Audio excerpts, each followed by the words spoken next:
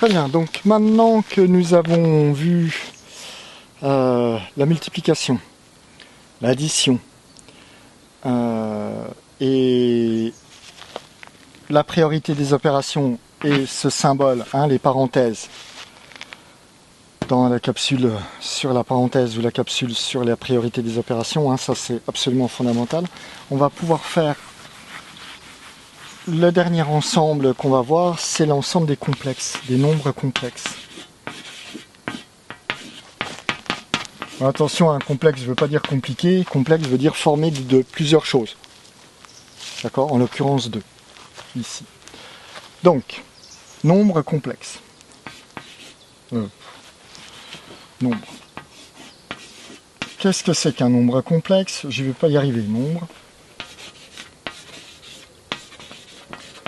Un nombre complexe, c'est quelque chose de la forme. Alors, A plus B, I. D'accord? Et je vais, par exemple, et c'est là qu'on voit l'utilité des parenthèses, hein, parce que si je l'écris, si j'écris ça, si on le fait dans l'ordre, ça va être A plus BI, plus C plus DI, d'accord? Voilà, enfin là je suis à peu près dans l'ordre, donc je peux supposer que ça va être ça, comme ça, mais ok, on va faire comme ça, on va dire, on met la parenthèse pour dire voilà, c'est un seul et même nombre. Alors, pareil, hein, ici, on a ce qu'on appelle le nombre i. Donc ça, c'est b fois i. On est d'accord que on va faire ce nombre-là plus ce nombre-là. Alors là, il y a une subtilité, une première. Hein. Là, on a le symbole plus, mais ici, c'est pas une addition. D'accord? C'est pas une addition linéaire comme on l'a vu dans l'addition. Hein. Ce symbole-là, c'est le symbole de la composition.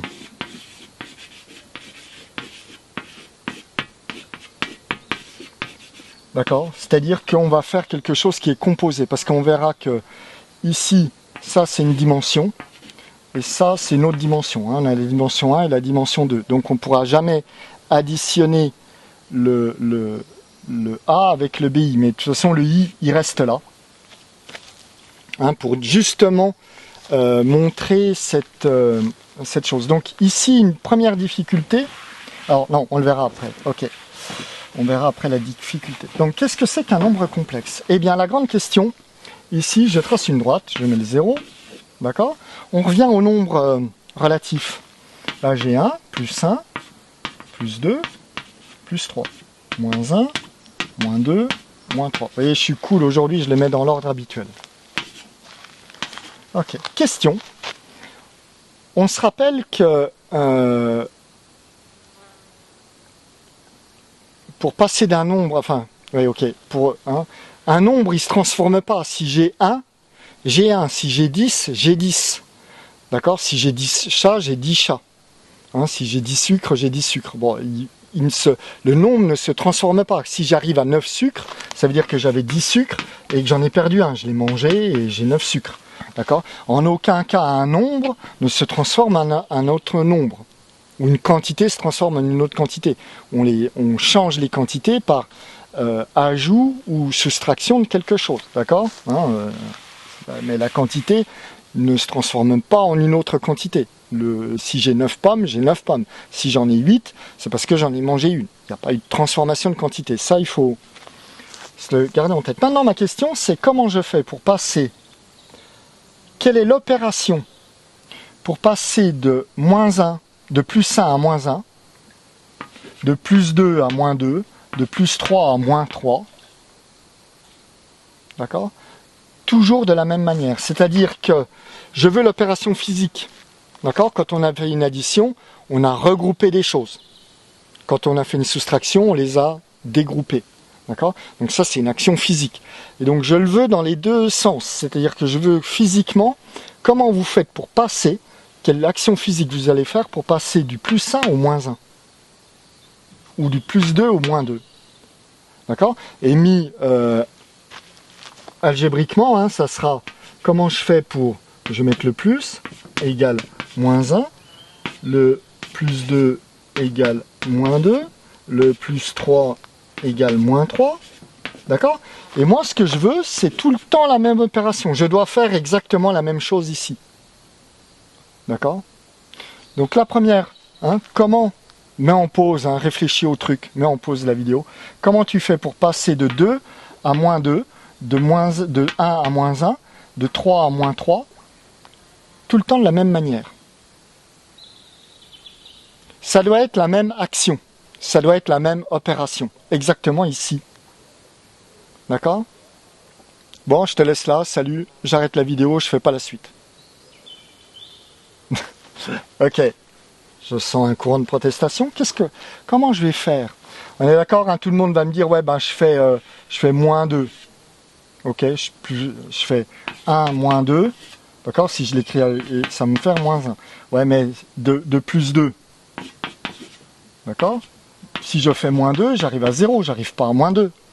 Donc ça marche pas. La soustraction ne va pas. J'ai pas trouvé une soustraction qui marche. Non, quelle est l'opération qui me permet de passer? Hein, c'est comme là, si je pars de 2, ben je fais 2 pas en arrière, j'arrive à 0. D'accord? Ça marche pas cette opération. Elle marche pas pour tous les trucs. Enfin, elle marche pour aucun d'ailleurs. Hein, et ça sera pas la même opération. J'enlève pas la même quantité. Je veux exactement la même opération. Donc comment je vais faire? Eh bien ici, il me faudrait, je vais prendre un petit bout de bois. Je sais pas si le bout de bois va se voir, mais pour passer du, hein, si je fais une rotation, ben je vais passer du 2 au moins 2. Si je prends un bout un peu plus grand pour arriver à 3, enfin peu importe, hein, je suis là à 3 par exemple, et ben si je rotationne, je vais arriver à moins 3. Mathématiquement, comment ça se représente? Et bien là, je vais multiplier par moins. Multiplier par moins, enfin moins 1, d'accord? Pour avoir quelque chose. Hein. Mais moins 1, hein, je fais moins 1, j'ai plus 1 fois moins 1, ça me fait moins 1. Plus 2 fois moins 2, ça fait moins 2. Plus 3 fois moins 1, moins 2, moins 1, pardon. Reprenez, il faut me reprendre quand je dis des bêtises, ok? Plus 3 fois moins 1, ça me fait moins 3. Ça marche à tous les coups. Et qu'est-ce que c'est que multiplier par moins 1? Enfin, multiplier par moins, eh bien, c'est faire une demi-rotation. Je fais un demi-tour. Hein, ça correspond à... Je suis en face de moi, je suis là. Si je tourne, je fais un demi-tour. Eh bien, j'ai fait l'opération fois moins. Fois moins 1. D'accord? Je dis fois moins parce que même si je prends le 0, hein, je suis là, j'ai pas changé de position. Je change pas de position, je fais juste mon demi-tour, je suis toujours en 0, j'ai pas changé de place, je suis toujours au même endroit, mais je peux faire une rotation. Je peux faire moins 1. Le moins 1, hein, le fois moins 1 représente une rotation, une demi-rotation, un demi-tour. D'accord? C'est ça que ça représente. D'accord, hein, à nouveau, là, beaucoup plus de choses à comprendre dans tout ça. Hein. J'espère que j'arrive à te guider dans ce monde où voilà, on est en droit de se poser des questions et d'obtenir des réponses. Et puis on peut en trouver par soi-même hein, en trifouillant un peu tout ça, en se demandant mais qu'est-ce que ça veut dire ce truc? Et pas juste, ouais, on me l'a dit. Hein. Quand on décide de plus être un esclave, ça marche un peu mieux. Donc, maintenant, on prend notre repère. On prend un repère quelconque. D'accord? Donc là, j'ai plus 1, moins 1, plus 2, plus 3, etc. Moins 1, moins 2, moins 3. D'accord? Et là, je vais faire pareil. Hein. Je vais faire... Alors, je mets dans l'ordre classique. Hein, plus 1, plus 2, plus 3. Là, moins 1, moins 2, moins 3. Hein. Donc là, on voit bien qu'on quantifie, hein, on n'est pas dans la même direction, donc on ne va pas quantifier. Hein, c'est pas les mêmes quantités, c'est pas la même dimension. Là, c'est la dimension 1, là, c'est la dimension 2. Hein, comme on l'avait vu, quand on me demande de faire 3 pas, eh ben, j'ai tendance à faire 3 pas en ligne droite, d'accord, dans la même direction dans la même dimension. Là, j'ai une autre dimension, donc je vais quantifier sur les deux dimensions. Hein, je quantifie, on va dire des pas. Hein, voilà. Parce que bon, pour l'instant, la téléportation, hein, sauter d'un point à un autre sans déplacement, on n'a pas les mathématiques pour ça, donc on n'est pas encore prêt de les trouver. Donc, ici, qu'est-ce qui se passe? Hein, les nombres complexes, ça va quantifier des points. Hein, j'ai le point A, d'accord? Et je vais, grâce à ça, alors j'ai pas fait la capsule sur le point 1, mais bon, ok, on en fera une. Mais j'ai un point ici, ok? Un point, c'est une position, donc une position, ça se quantifie. Hein, une position, c'est une dimension de 0. Je ne peux pas additionner des positions, je ne peux pas additionner Paris et Marseille.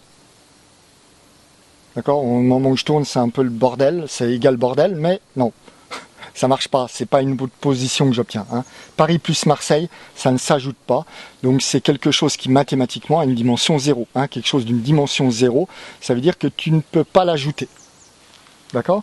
Donc, mais ici, mon point, qu'est-ce que je fais? Eh bien,